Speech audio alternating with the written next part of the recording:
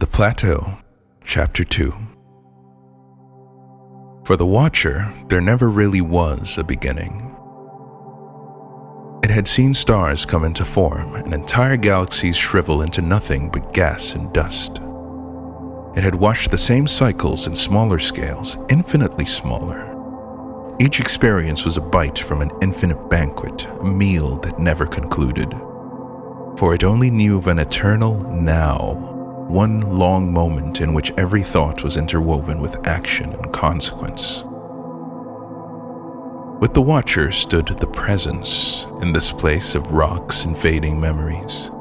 Were they one and the same? It seemed that way sometimes. Why were they here? The Watcher didn't know because it did not contemplate such things. Yet both were there. Both watched everything. Only one watched the other.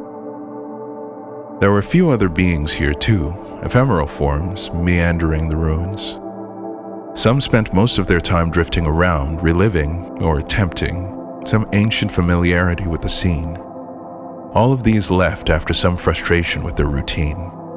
The ones that remained hovered possessively around certain objects, keeping their symbols aglow and their structures intact, while other areas crumbled to the passage of time. The Watcher observed them all. None approached. It sometimes wondered whether they even could. On the day of the sacrifice, it was the noise that first attracted the Watcher's attention. This area was a tapestry of colored patterns and shapes, every one representing a different thought or emotion. Exhaustion, hope, sadness, horror, prayer, all stacked together into vague forms of crumbling walls and inconclusive pillars, none of which it understood. There was always sound, yes. Sound that permeated the vast harmony in which the Watcher was perpetually drenched. But these new sounds told of fear, pleading, determination, resistance, dominance, hope, resoluteness. It turned its attention to the crumbling stairs that led down one of the plateau's cliff faces. From here, three beings approached, one reluctantly. Had the Watcher any eyes, it would have seen a young girl being pulled forward as much by her hair as by her bonds, led by a leather-clad guard who had done this many times before, trailed by a priest in an elaborate feathered robe whose mien boasted a familiarity with the current proceedings. Had the Watcher any ears, it might have heard the girl begging, pleading against the stony resolution of her captors. It might have heard the priest speak placidly of the way things were and the good of all, and how she was inconsiderately ungrateful for her most fortunate position. But the Watcher did not have such eyes or ears. It only saw three beings that, it knew, were less ephemeral than the few that still haunted the ruins.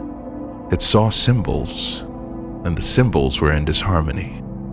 The Watcher did not understand. The presence said nothing. It rarely did.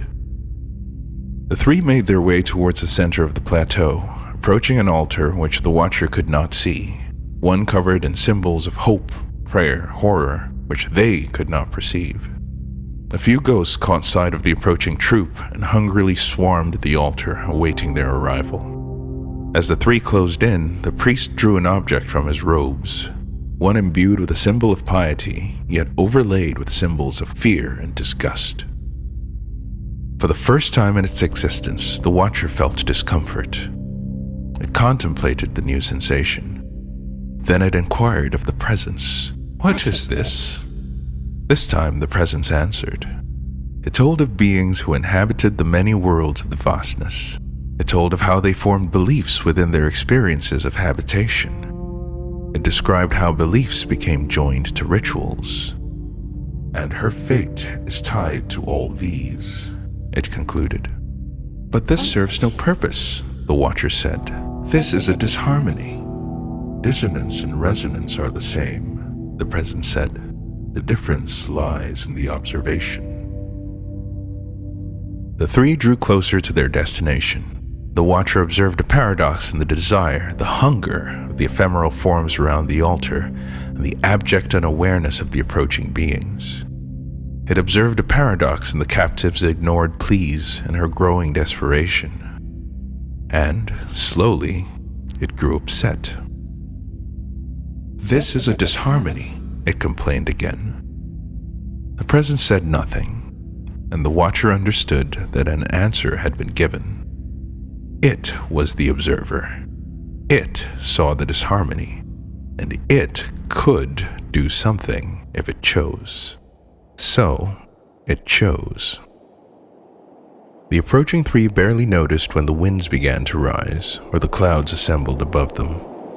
When the sun became occluded, their approach slowed, and the priest raised his head inquisitively. Just a few more feet away from the altar, all three halted. The sky above had become a spiraling dome of thick clouds, swirling together into a single point that drooped threateningly over the ruins, as if it would collapse on them at any moment. Around the plateau, winds roared mightily, yet on the plateau itself, the winds had dropped to an unsettling stillness.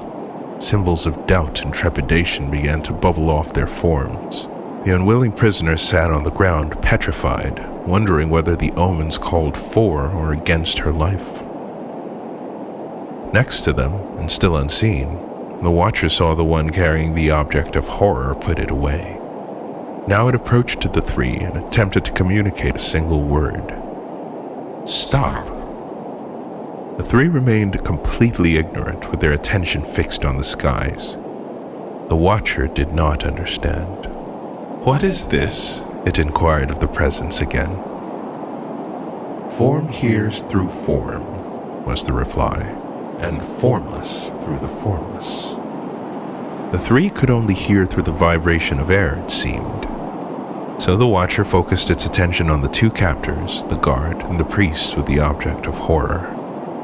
It gathered its understanding and concentrated a force around their ears that they would be sure to hear.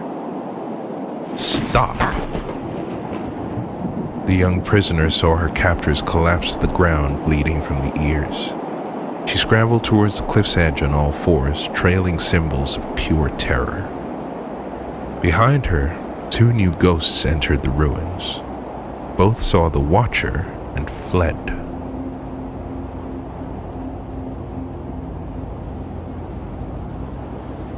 The storm began on that day. Within roiling clouds which it could not see, the watcher observed little particles colliding, sometimes uniting. I was reminded of the stars and galaxies it enjoyed observing. It forced the swirling energy to move faster, faster, until they twisted the very space in the center of the storm and tore a little hole in the sky. The watcher observed the hole for a long time, and in doing so, it was content.